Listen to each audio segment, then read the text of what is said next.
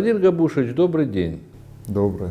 Мы с вами находимся в очень интересном месте. Что это за место? Вот откуда пошел Центральный дом актера? Для того, чтобы понять историю Центрального дома актера на Арбате, нужно немножко уйти в историю. Вообще Центральный дом актера образован в феврале 1937 года. В то время не только страну подвергали репрессиям, но и создавались творческие союзы. Вот, в частности, было принято решение о создании Центрального дома актера при Союзе театральных деятелей. Было такое всероссийское театральное общество, и вот при нем был еще создан Союз театральных деятелей. Вот, при Союзе театральных деятелей в 1937 году решили открыть ресторан. Все это было в историческом месте на Пушкинской площади.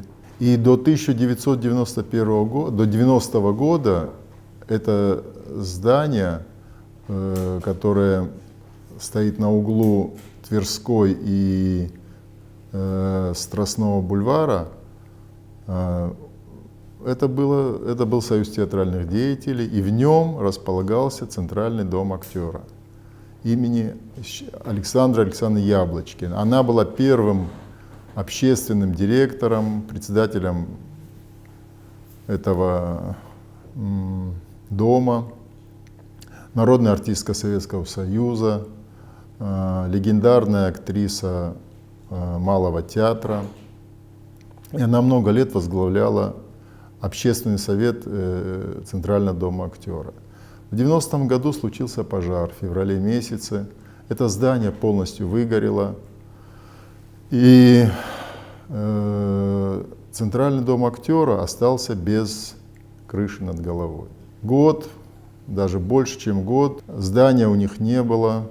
И они как бы мыкались по Москве. Вот. Был уже Александр Моисеевич Эскин, создатель, первый бессменный директор Центрального дома актера, его уже в живых не было. Возглавила после его смерти его дочь Маргарита Александровна Эскина, известная в то время как один из руководителей молодежной программы Центрального телевидения. Она стояла у истоков создания КВН, «Что, где, когда». То есть она на телевидении была очень известным человеком. И была дочь знаменитого Александра Моисеевича Эскина. И вот ей волей судьбы пришлось возглавить Центральный дом актера. И в бытность ее директором случился этот пожар. Пожар, по иронии судьбы, случился в день рождения Дома актера, 14 февраля. Значит, официально считается день рождения Дома актера. И вот пожар оставил без крыши над головой и Союз театральных деятелей, и Центральный дом актера, который входил в Союз, вот как структурное подразделение.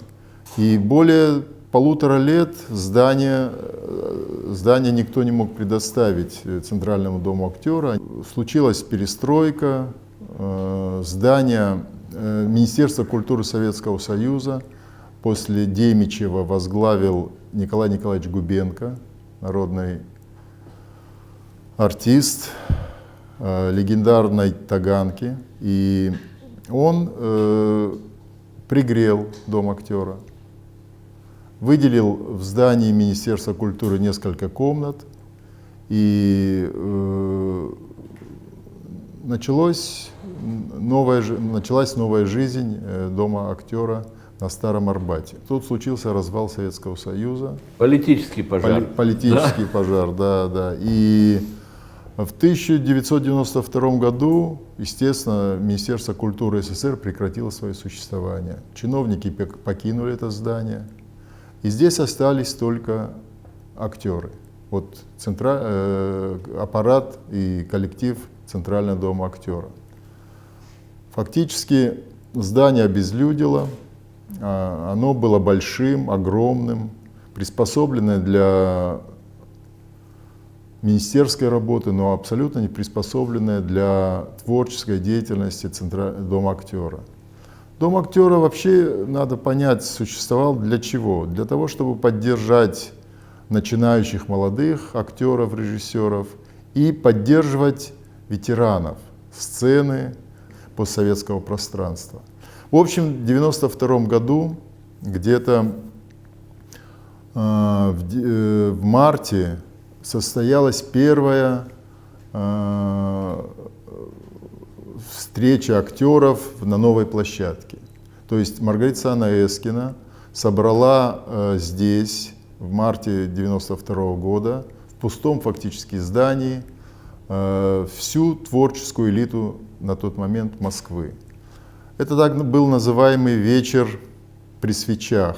Она поручила этот вечер провести Григорию Горину, известному сценаристу, драматургу, автору прекрасных спектаклей, которые шли в то время и в театре Ленинского комсомола, в театре Маяковского. И вот он придумал такой вечер. Он взял за основу песню Булата Акуджавы: «Когда-то моим друзьям раздадут кабинеты, и тогда, наверное, нам станет легче жить». Он придумал такую тему, что вот эти пустующие кабинеты Министерства культуры передать актерам. Вот мы сейчас сидим в приемной заместителя министра культуры, последнего заместителя Хильчевского. Тот Хильчевский, он отвечал за международные связи Министерства культуры СССР. Вот там находился его кабинет, это была приемная, справа сидел его аппарат. Вот. Он еще известен тем, что он был тестем Артема Боровика.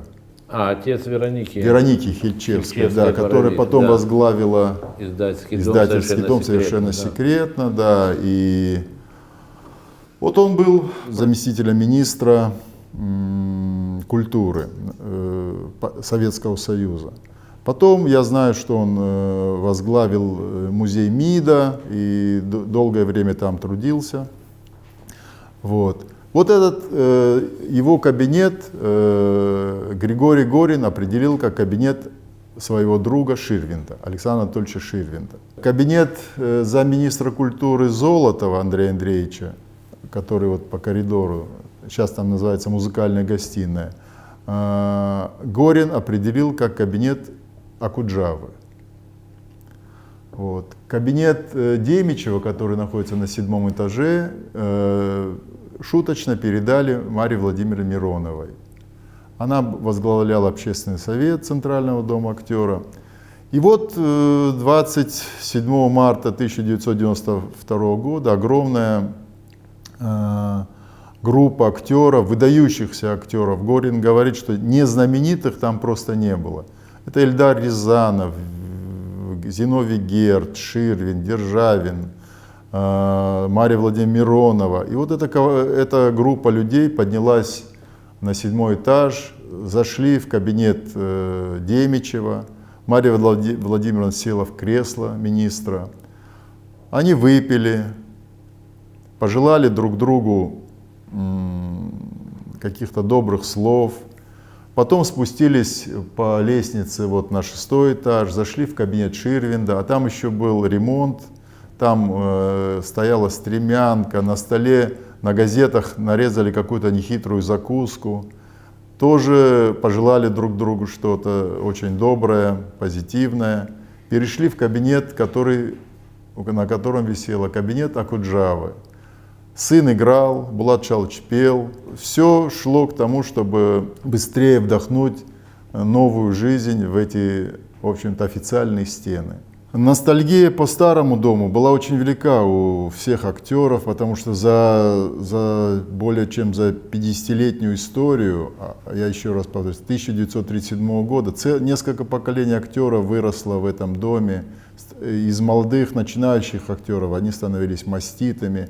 И там все было обустроено, там все было создано для непередаваемой творческой атмосферы. Есть кадры кинохроники, с того старого дома актера, когда молодой совсем еще Юрский, будучи молодым актером еще Ленинградского Большого драматического театра, приезжал со своими капустниками в тот дом. Все это настолько было интересно и настолько это было свежо в то время, что атмосферу, никто не верил, что можно перенести атмосферу старого дома с Тверской в этот новый дом. Но тем не менее работа началась. Маргарита Александровна Эскина со свойственной ей энергией включилась в обустройство этого дома. Был создан совет. Ну, собственно, все актеры, которые были вокруг нее, снова включились в работу. Я сам пришел в Центральный дом актера в ноябре 1992 года. Меня пригласили сюда создать ресторан, без которого как бы творческая жизнь дома не могла полноценно существовать. И вот в ноябре 1992 года мы начали обустраивать ресторан, создавать коллектив. И 17 февраля 1993 года фактически ресторан начал работать. И с тех пор, вот уже 26-й сезон, он работает на благо Дома актера, на благо актеров московских театров, творческой интеллигенции Москвы. И за это время здесь перебывало, в этом ресторане, перебывали все самые выдающиеся актеры советского и российского театра, кино, режиссеры, творческие люди, не только из области мира театра и кино, но это и писатели, художники, архитекторы, вообще очень много интересных, достойных людей, за что я очень благодарен своей работе, потому что общение с ними, знакомство с ними — это непередаваемый и неоценимый такой, как говорится, бонус в нашей работе.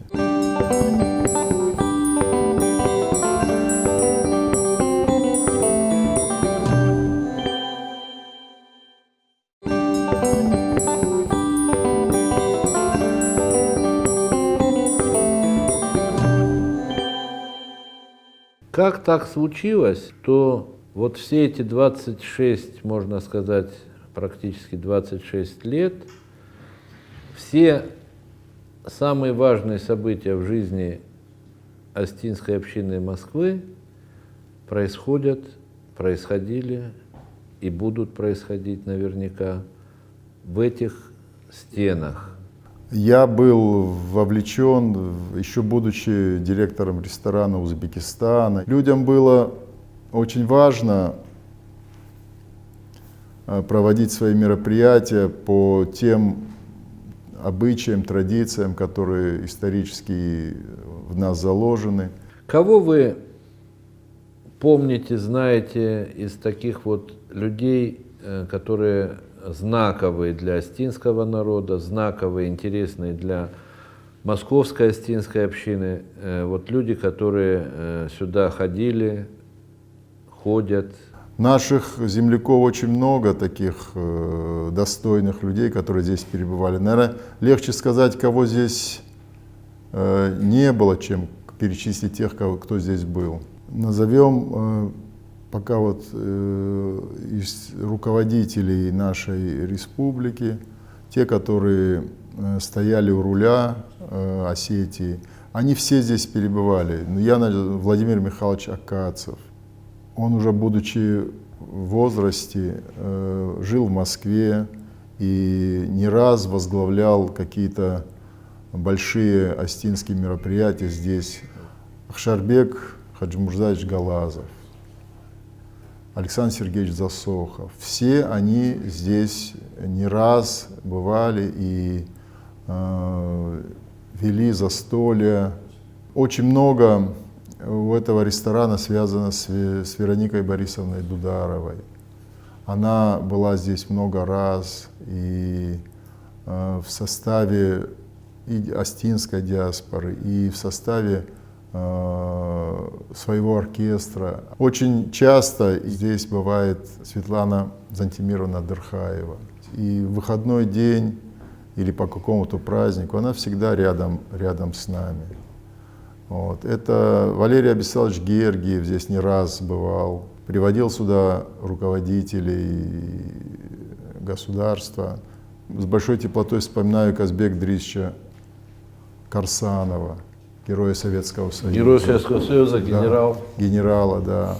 Он тоже был здесь по разным поводам. Это наши выдающие земляки. Тогузов. Вот, не раз здесь бывал, будучи проездом в Москве.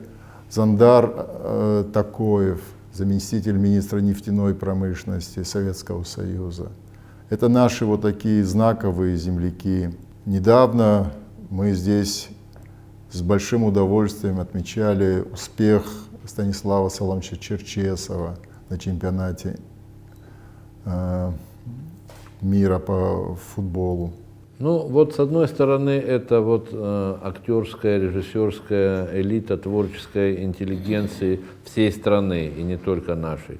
С другой стороны, это вот наши земляки, москвичи, не только москвичи, осетины, которые ходят сюда практически там, в режиме, наверное, правильно будет сказать, нон-стоп.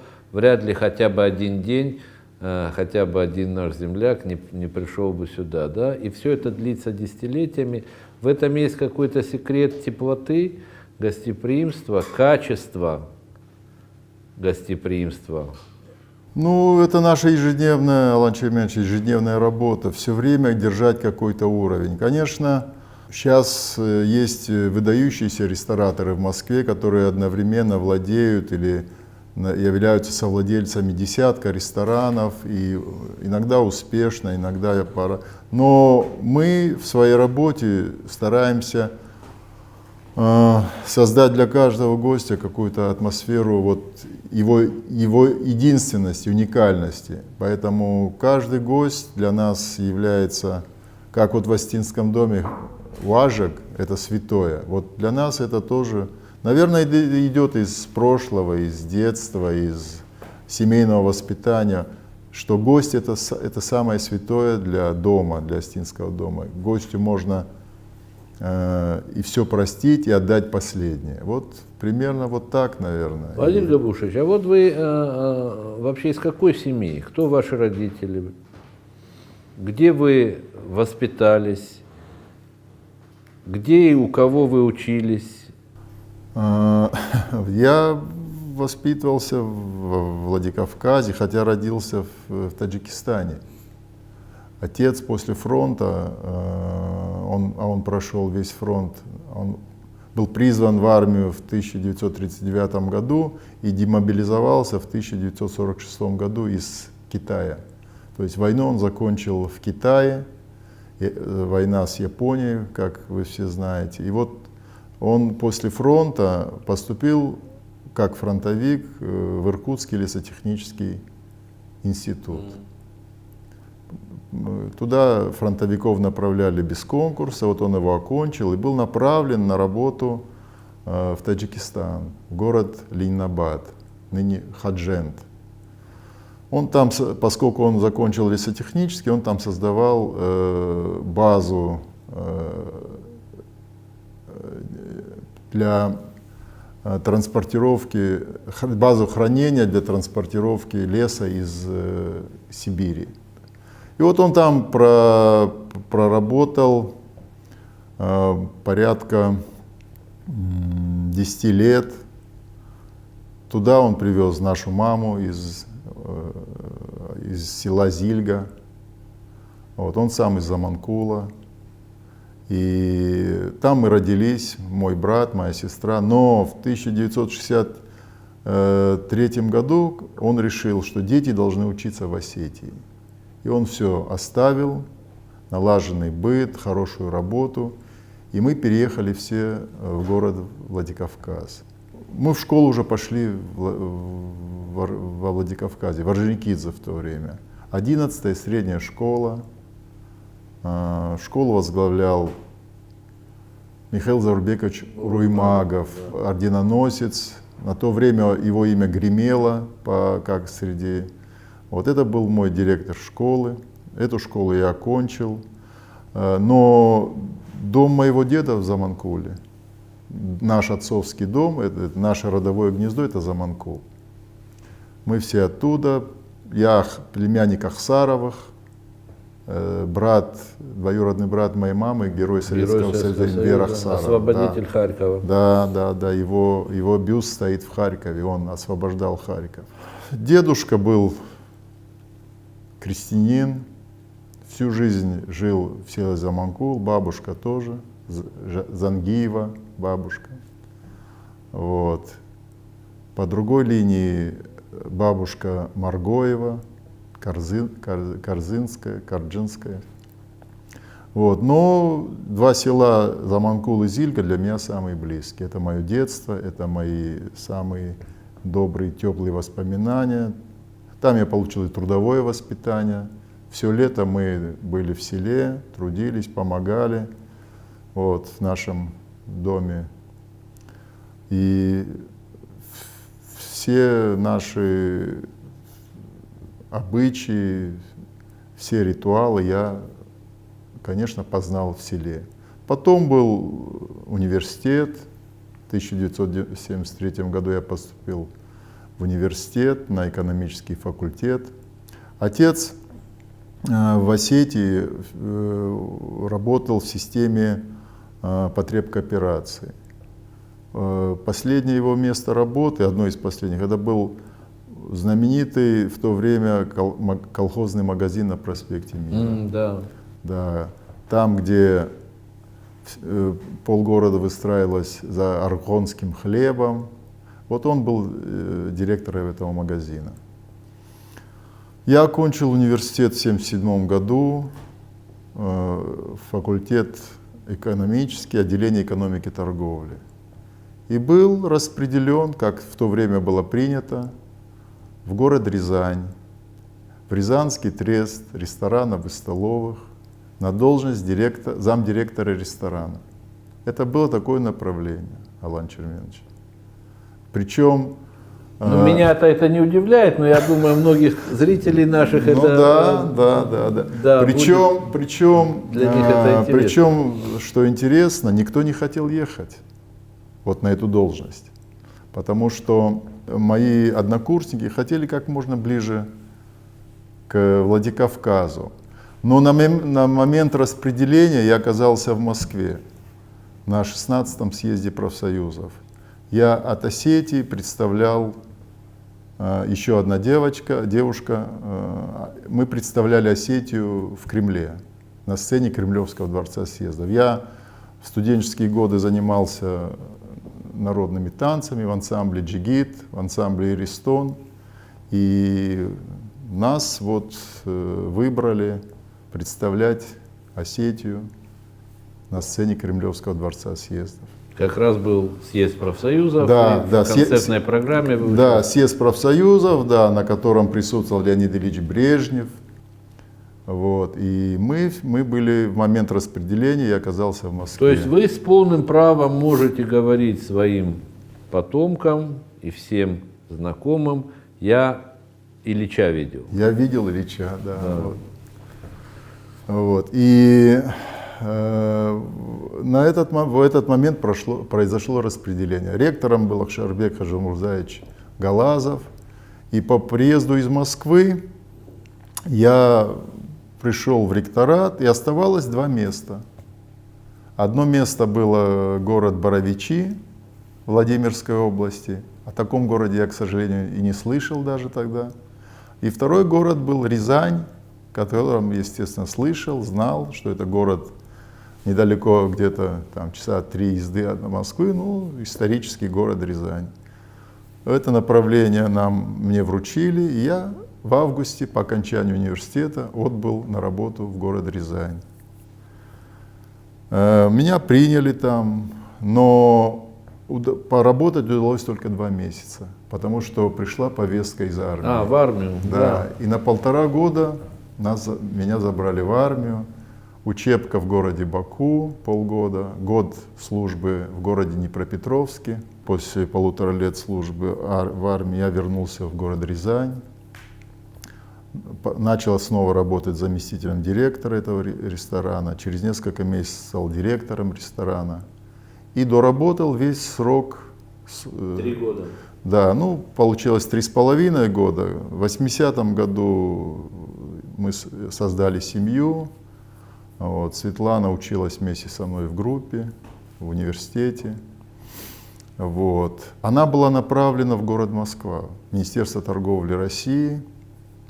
Вот. Она там проходила практику, пришлась, как говорится, ко двору. Ее за полгода практики поняли, что этот специалист нужен им. И ей сделали приглашение. Вот. И она стала работать в Министерстве торговли России экономистом. Мы все экономисты были, наша первоначальная как бы специальность экономист в торговле. Вот в дипломе у нас так написано. Вот.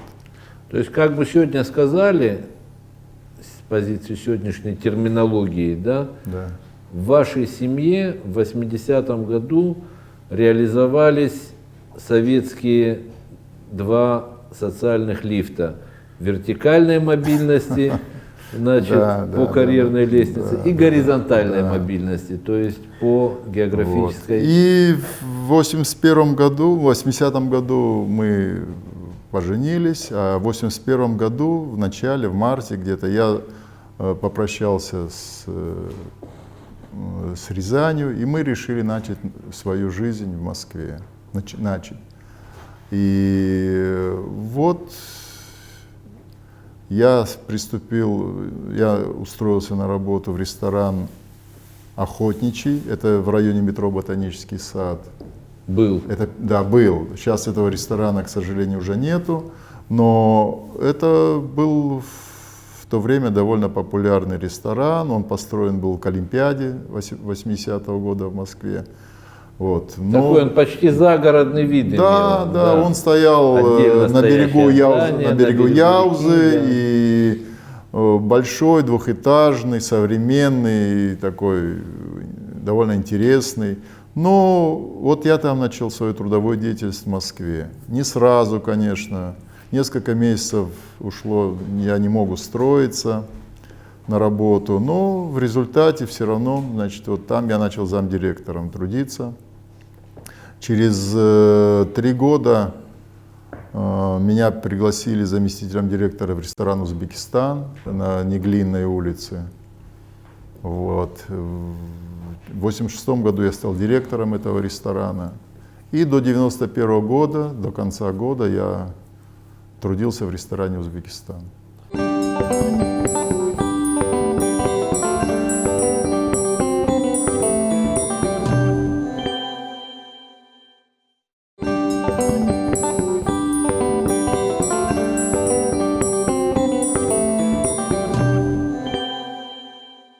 Владимир Габушевич, вот в большой России есть такие знаковые люди, да, их называют рестораторы. Это, ну, Новиков прежде всего, да, сейчас Делос. Сейчас очень популярен Зарьков. Значит, Затуринский. Да, Рапопорт, значит, постоянно у них всякие проекты там и так далее, и так далее. Я думаю, что не будет преувеличением сказать, что в Осетии ресторатор профессию в Осетию принесли и вы, и что вот ресторатором с большой буквы являетесь вы и для Москвы, и для Осетии одновременно. Вот в чем секреты этой профессии? Вот ресторатор — это кто? Ресторатор, он должен уметь готовить? Или ресторатор — это чистый менеджер? Или ресторатор — это специалист по закупкам? Или ресторатор — это воспитатель коллектива? Вот что такое ресторатор? Ну, знаете, в каждом конкретном случае в эту профессию приходит по-разному. Я пришел, вот я рассказал, было Я не могу сказать, что я хорошо готовлю. Можно даже сказать, что я практически не готовлю. Кроме того, что мужчине там положено, там шашлыки, там это. Это вот, ну, слава богу, в семье есть человек, который, значит, имеет к этому способности и получил их от родителей, и мне не нужно этим заниматься. Кстати, когда Министерство, естественно, в 1992 году, когда Министерство торговли России тоже было расформировано, и Света осталась дома, она с детьми была, и я ее на первых порах пригласил, я говорю, научи поваров делать пироги остинские для начала. И она вот целый месяц кропотливо учила поваров не осетин. В то время еще Остин в Москве практически не было, которые занимались изготовлением пирогов. И вот она их учила, как умела, как ее учили родители, вот, и приближала к стандартам нашей кухни. Ну, не только, там потом еще какие-то блюда вводила из остинской кухни, которые адаптировала для московской публики, естественно. Все пироги сейчас, вот я отвлекаюсь, это является одним из самых таких интересных подарков для актеров. Ни одного актера, у которого день рождения, Дом актера не оставляет без подарка. Пирог, остинский пирог, дарится всем актерам Москвы на их дни рождения. И вообще все мероприятия Дома актера без пирогов уже просто немыслимы. Ну, мы-то знаем в своем узком кругу, но, по-моему, пора об этом сказать громко и на всю страну, что бренд «Осетинские пироги» раскрутил Владимир Габушевич Бароев, который этим занимается много десятилетий в столице. Да, мы, Алан Чернинович, я могу твердо сказать, что мы были первыми, кто в Москве стал продвигать остинские пироги в меню, который их ввел в меню, и который вот уже на протяжении три десятка лет мы эти пироги как одно из знаковых блюд остинской кухни продвигаем в Москве. Да. Может быть, мы сейчас не самые лучшие, не самые большие по объемам, но то, что мы были первыми, это я могу с уверенностью сказать. Ходили легенды в разные годы. Вот я вам скажу, открою вам такой секрет, хотя вы, наверное, знаете и слышали эти легенды, что Бароев привез из Осетии, из далекого высокогорного села женщину, поселил ее, значит, снял ей квартиру хорошую, которая бесподобно, исключительно готовит пироги, и вот она именно это делает. Ну, вот я сказал, что этим занималась, и до сих пор Светлана занимается, она контролирует процесс, следит за качеством вообще всей кухонной продукции. Да. Она следит за свежестью продуктов, за стандартами. Я не так вовлечен в это. Конечно, я как руководитель слежу за этим, но непосредственно контролирует вот процесс это Светлана. И, конечно, я хочу сказать, что это пироги пекут мужчины в ресторане Дом актера. Один из них уже этим занимается в ресторане с открытия, то есть 25 лет. Труд очень тяжелый, физический, и иногда в день по 70, по 100 единиц пирогов. Не каждая женщина может себе выдержать такую нагрузку. Это мужчины пекут. Вся жизнь диаспоры остинской, жизнь остинской общины в Москвы проходила на ваших глазах. Вы бессменный член Совета. Интересно, что за эти годы, десятилетия так и не появилось какого-то второго, дублирующего центра. Вы каким-то образом думаете о преемственности? Что будет завтра, послезавтра? Ведь, скажем, в начале 90-х годов Остин в Москве было, по-моему, около 5000. Сегодня, говорят, называют цифру и в 50 тысяч, да, и вряд ли это преувеличение сильное. То есть мы здесь надолго, может быть, навсегда. Что завтра будет? Алан Чернинович, я, конечно, думаю, что будет завтра, и поскольку это все-таки, это помимо того, что это вот любимая работа, это еще и бизнес, который связан с всякими экономическими, там, техническими моментами. Ну, дом существует. Я надеюсь, что он будет существовать еще долго. Я надеюсь, что мы здесь тоже сможем работать. Все это связано, конечно, и с арендой. Мы арендаторы в этом доме. Но на протяжении 25 лет как-то все удается совмещать и работу, и экономику, и следить за этим. Вот. Я надеюсь, что с Божьей помощью мы еще поработаем.